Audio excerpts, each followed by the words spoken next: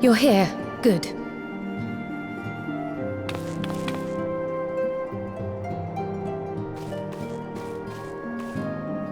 So, how are they?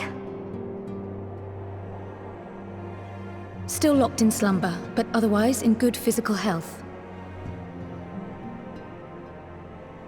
For the present, at least. For the present? Oh no, is something wrong with them? I'm afraid there may be. I summoned you after detecting faint signs of instability in Thancred's corporeal ether. But subsequent examination suggested all 5 might be affected. And when I examined them just now, my fears were confirmed. Tellingly, the degree of instability varies between them. Thancred exhibits the most notable signs, followed by Y'shtola and Urianger. The twins' ether, meanwhile, remains relatively stable, but there is a change there too if one knows to look for it. Hold on. Isn't that the order they were called away in?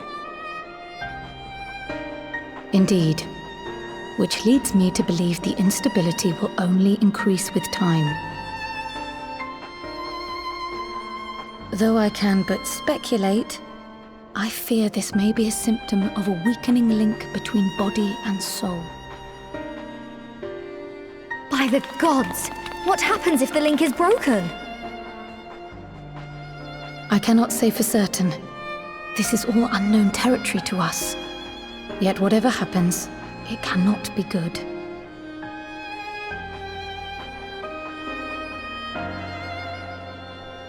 Mercifully, the instability is still only slight.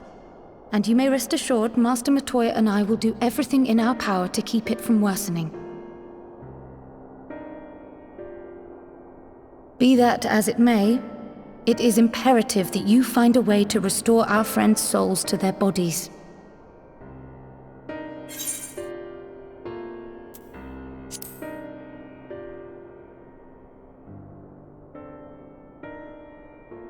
I realize you've only just returned from saving 2 worlds, but time is not on our side.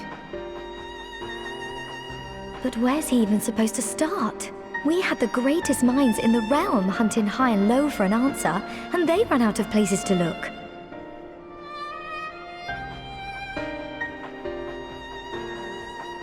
You stated in your report that the Exarch had originally intended to reverse the summoning process by means of his own death, correct?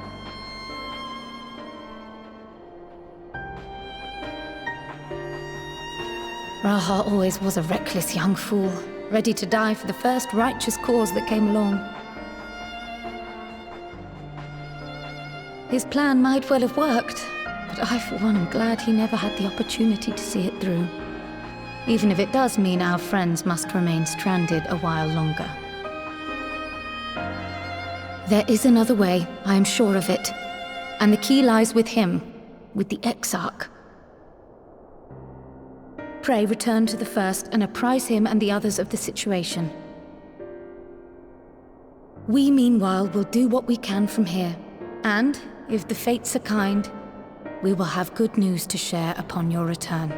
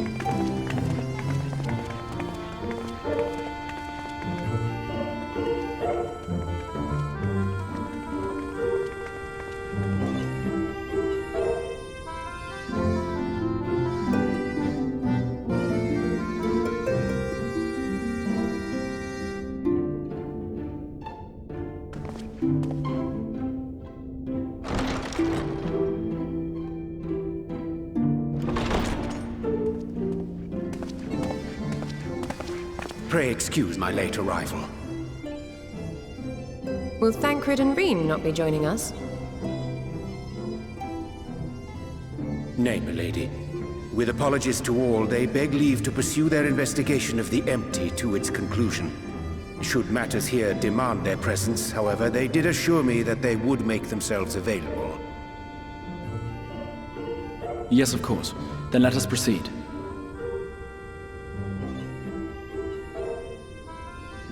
I think it best that you begin by providing a summary of Mistress Kryle's findings.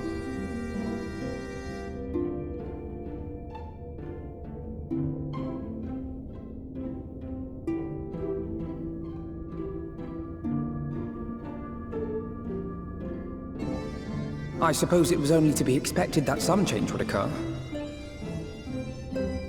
Yet our souls seem unaffected, to my eye at least.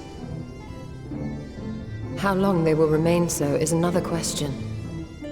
Kryle is right. It is imperative we find a way to return to the source. Perhaps an explanation of the method by which I brought you here will yield some inspiration.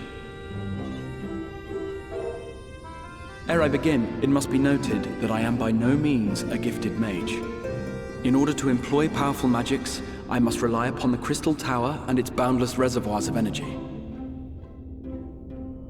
The magic that summoned you was no exception. 'Tis a singular spell, adapted through painstaking effort from the technique that transported me to the First.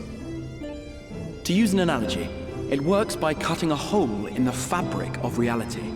A hole tailored to the object of summoning, through which it and it alone may pass unscathed. Though I succeeded in creating said hole, I failed to latch onto my intended target. Instead of you, the spell found those close to you, and ended up summoning them in their incomplete state.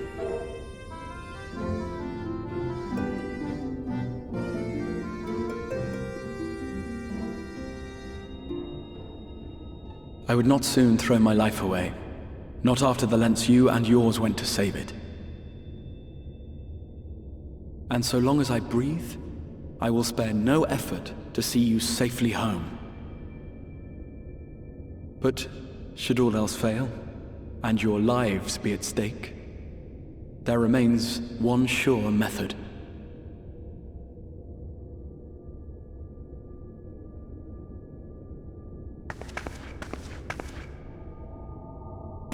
Oh! What was that for? How can you even entertain such thoughts? You owe your life to the Warrior of Light, and you don't get to die unless he says so.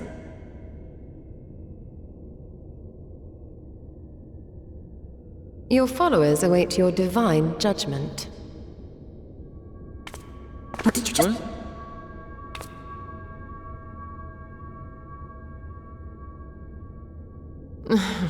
If the two of you have finished, perhaps we could return to our discussion?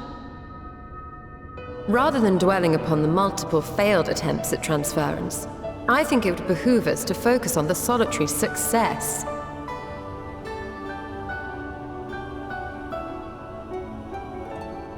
I would draw your attention to the fact that our friend can travel between worlds possessed not only of his body and soul, but his personal effects besides. This is no different from the teleportation magics to which we are all accustomed. Magics that allow for the transportation of those inanimate objects one considers to be an extension of oneself. Are you suggesting that simply by considering us his possessions, he could carry our souls back to the source upon his person? Well, it would be nice if things were that simple for a change. But vague notions of ownership seem a rather tenuous thing to stake our lives on. So much as a moment of doubt on his part, and we'd be left floating in the rift. Milady hath the right of it. The requisite fixity of belief would be too much to ask even of our friend. Yet, were we to immure our souls within an object in his possession, mayhap then our safe passage could be assured. White Auracite would, I believe, serve as a suitable vessel for this purpose. It was conceived to imprison the massy soul of an Ascian, and should house one of ours with relative ease. We would need only to ensure our soul's safe preservation inside the stone, and identify a means by which they might be transferred back onto our vacant bodies. Soul preservation and transference. I believe I know of someone who may be able to assist us. On the far shore of the source, there stands a great palace built by the elves. It was forsaken in the wake of the flood, but a certain Numo chose to make their home there soon after. Though they have long lived as a recluse, they once occupied a place of honor in Verbert's royal court, and it is said that none in all of Norvrant is more knowledgeable than they on matters of the soul. Well, I've no objection to seeking a helping hand, but if they've gone to such lengths to hide themselves away from the world, what makes you think they'd be willing to lend us one? A worthy question. Years ago, I myself tried and failed to solicit their cooperation in the battle against the Sin Eaters. No sooner had I begun to make my plea than they unleashed a swarm of their familiars upon me. Unlike me, however, you have curried favor with the Faefolk. By that merit alone, I am hopeful that they would grant you an audience.